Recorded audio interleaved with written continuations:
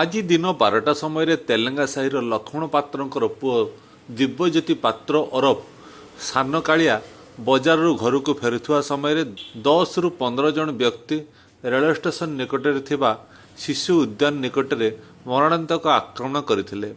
ଦିବ୍ୟଜ୍ୟୋତି ରକ୍ତ ଜୁଡ଼ୁବୁଡ଼ୁ ଅବସ୍ଥାରେ ତଳେ ପଡ଼ିଯାଇଥିଲେ। ପରେ ଆକ୍ରମଣକାରୀମାନେ ଫେରାର ହୋଇଯାଇଥିଲେ। ମୁମୂର୍ଷୁ ଅବସ୍ଥାରେ ଘରଲୋକ ଖବର ପାଇ ଦିବ୍ୟଜ୍ୟୋତିଙ୍କୁ ଆଣି ବାଲେଶ୍ୱର ମୁଖ୍ୟ ଚିକିତ୍ସାଳୟରେ ଭର୍ତ୍ତି କରିଥିଲେ। ଅବସ୍ଥା ସଙ୍କଟାପନ୍ନ ହେବାରୁ ତାଙ୍କୁ କଟକ ବଡ଼ ଡାକ୍ତରଖାନାକୁ ସ୍ଥାନାନ୍ତର କରାଯାଇଛି।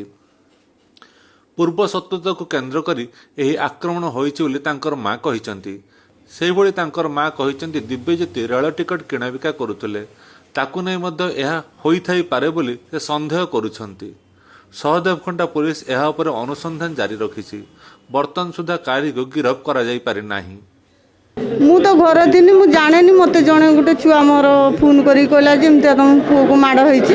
ମୁଁ ଯାଇକି ଦେଖିଲା ବେଳକୁ ଛୁଆ ବସିଛି, ମାନେ କେହି ନାହାନ୍ତି ତା ପାଖରେ, ଆଉ ମାନେ ରକ୍ତ ନକ୍ତି ହେଇକିରି ବସିଛି। ନା ଆଗରୁ ମାନେ ଏମିତିକା ମୁଁ ଜାଣିଥିଲି ଟିକେ ଗଣ୍ଡଗୋଳ ଲାଗିଥିଲା ଆମ ମାନେ ସାହି ଛୁଆଙ୍କ ଭିତରେ। ମୁଁ ଆଉ ସେଟାକୁ ଏତେ ମ୍ୟାଟର ଧରିନି। ସନ୍ଦେହ ମାନେ ଭାସ୍କରଗଞ୍ଜ ଛୁଆ ସବୁ ଟୋଟାଲି ଅଛନ୍ତି, ଆଉ 15-20 ଜଣ ଛୁଆ, 15-20 ଜଣ ପାଖାପାଖି ହେବେ। ଘଟଣାଟା କ'ଣ ଘଟିଛି ମୁଁ ତ ଜାଣିନାହିଁ, କିନ୍ତୁ ସିଏ ଯିଏ ଘଟଣା ଯାହା ସହିତ ହେଇଛି ସିଏ ହେଉଛନ୍ତି ମୋ କକା। ତ ମୋ କକା ମାର୍କେଟ ଯାଇଥିଲେ, ଫେରୁଥିଲେ, ତ ଆମକୁ ଫୋନ୍ ଆସିଲା ଯେ ଏମିତି ହେଇଛି। କ'ଣ ହେଇଛି କ'ଣ ନାହିଁ ଆମେ ବି କେହି ଜାଣିନଥିଲୁ। ସେତେବେଳେ 12ଟା 5-10 ପାଖାପାଖି ହେବ ଏଇ ଟାଇମ୍ରେ। ଆଉ ଆମେ ଯାଇକି ପହଞ୍ଚିଲା ବେଳକୁ ଦେଖିଲା ବେଳକୁ ସେ ଗୁରୁତର ଅବସ୍ଥାରେ ପଡ଼ିଥିଲେ ଗୋଟେ ଡ୍ରେନ୍ କଟର। ଆମେ ତାଙ୍କୁ ଉଦ୍ଧାର କରିକି ହସ୍ପିଟାଲ ନେଇକି ଆଇଲୁ। ପୋଲିସ ବାଲା ବି ପହଞ୍ଚିଥିଲେ, ଟ୍ରାଫିକ୍ ଥାନା ଗାଡ଼ି ବି ପହଞ୍ଚିଥିଲା, PCR ପହଞ୍ଚିଥିଲା, ସବୁ ମାନେ ନେଇକି ଆସିଲୁ। ଏତିକି କଥା। ଅନୁମାନ କ'ଣ ଜାଣିବୁ କେମିତି? ସିଏ ତ ଡିଜେ ବେପାର କରେ, ତାର ଆଜି ଯାଇଥିଲା ମାର୍କେଟିଂ କରିବା ପାଇଁ ନୂଆ ବଜାର, ଫେରୁଥିଲା। କ'ଣ ହେଇଛି ଆମେ ତ ଆଉ କକା ସାଙ୍ଗରେ ତ ମୁଁ ସାଙ୍ଗ ନୁହଁ ଯେ ଜାଣିପାରିବି କ'ଣ ହେଇଛି କ'ଣ ନାହିଁ।